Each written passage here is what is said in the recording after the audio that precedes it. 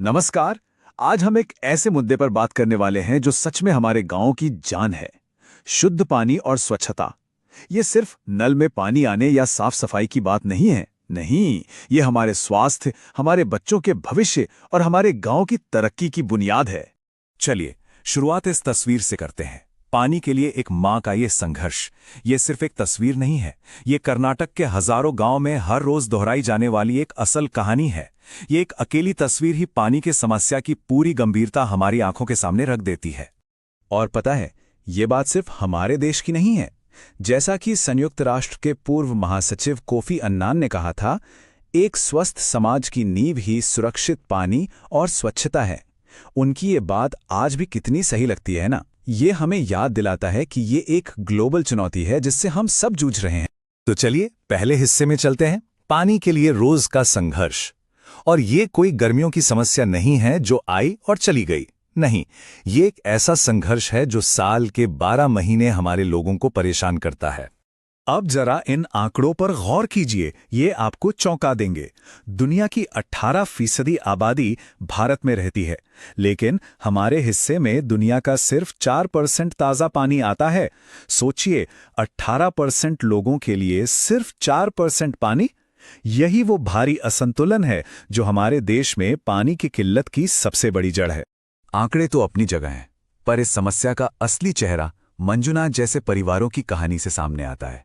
हर एक सुबह अपने बच्चों को स्कूल भेजने से पहले मंजुनाथ और उनकी पत्नी को पानी लाने के लिए मीलों पैदल चलना पड़ता है। ये उनकी रोज की दिनचर्या है। ये सिर्फ पानी लाना नहीं है, ये एक ऐसा संघर्ष है जो उनके परिवार का कीमती समय, सेहत और बच्चों की पढ़ाई सब कुछ छीन रहा है। पानी की कमी तो एक बड़ी समस्या है ही, लेकिन उससे भी बड़ा एक खतरा है जो छिपा हुआ है। जो पानी मिल भी रहा है, क्या वो पीने लायक है? ज्यादातर मामलों में जवाब है नहीं। ये पानी इतना जहरीला हो चुका है कि ये हमारे स्वास्थ्य के लिए अमृत नहीं, जहर बन गया है। ये आंकड़ा सुनकर आप शायद हिल जाएंगे। दूषित पानी से होने वाले दस्त के कारण दुनिया में मरने वाले हर 5 बच्चों में से 1 बच्चा भारतीय होता है। ये सिर्फ पानी की कमी का मामला नहीं रह गया है, ये अब सीधे सीधे लोगों की जान पर बनाई है। उत्तर प्रदेश की संतोष देवी की ये बात सुनिए, रोंगटे खड़े हो जाएंगे। वो कहती हैं, नदी में जो बह रहा है वो पानी नहीं, तेजाब है। सोचिए, फैक्ट्रियों और घरों के कचरे ने हिंडन नदी को, जो कभी जीवन देती थी, आज एक जहरीले नाले में बदल दिया है। और ये सिर्फ एक नदी की कहानी नहीं है। और इस प्रदूषण की कीमत कौन चुका रहा है? हमारी आने वाली पीढ़ियां। संतोष देवी के पोते के पैर जन्म से ही मुड़े हुए थे। जब डॉक्टरों से वजह पूछी गई तो उन्होंने साफ कहा कि ऐसा गर्भावस्था के दौरान मां के दूषित पानी पीने की वजह से हुआ है। ये कितना भयानक है! ये सिर्फ एक परिवार की कहानी नहीं, हम सबके लिए एक बहुत बड़ी चेतावनी है। लेकिन इन अंधेरी कहानियों के बीच उम्मीद की रोशनी भी है। कई गांवों ने इन चुनौतियों को हराया है और जीत हासिल की है। ऐसी ही एक मिसाल है महाराष्ट्र का वेलू गांव। तो वेलू गांव की समस्या ये थी कि हर साल जनवरी आते आते गांव के सारे कुएं सूख जाते थे। फिर उन्हें महंगे पानी के टैंकरों पर निर्भर रहना पड़ता था। तब गांव वालों ने मिलकर एक बहुत ही सरल लेकिन शानदार आइडिया निकाला।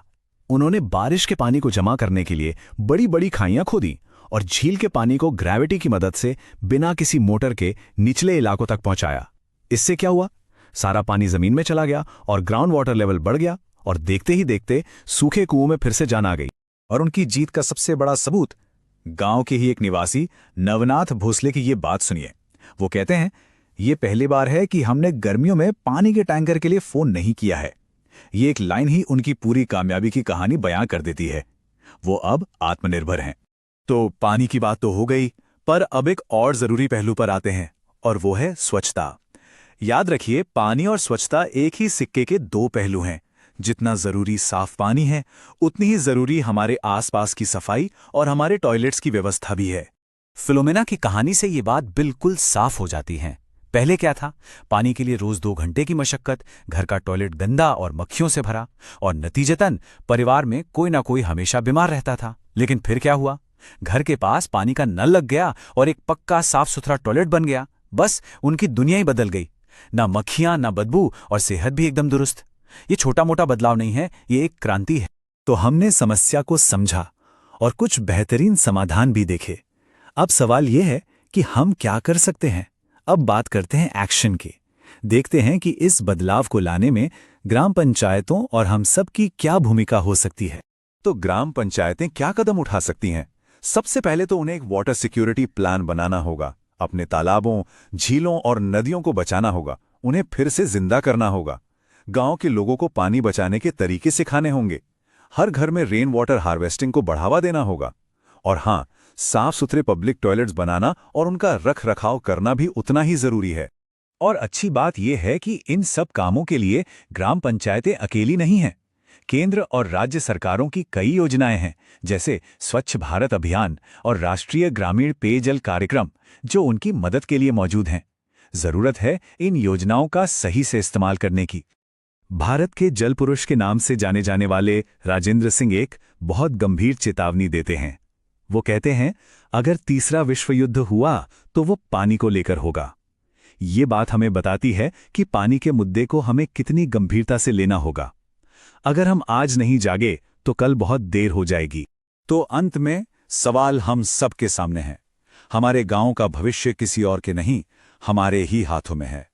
क्या हम सब मिलकर इस चुनौती को स्वीकार करने और अपनी आने वाली पीढ़ियों को एक स्वस्थ और पानी से सुरक्षित भविष्य देने के लिए तैयार हैं? फैसला हमें ही कर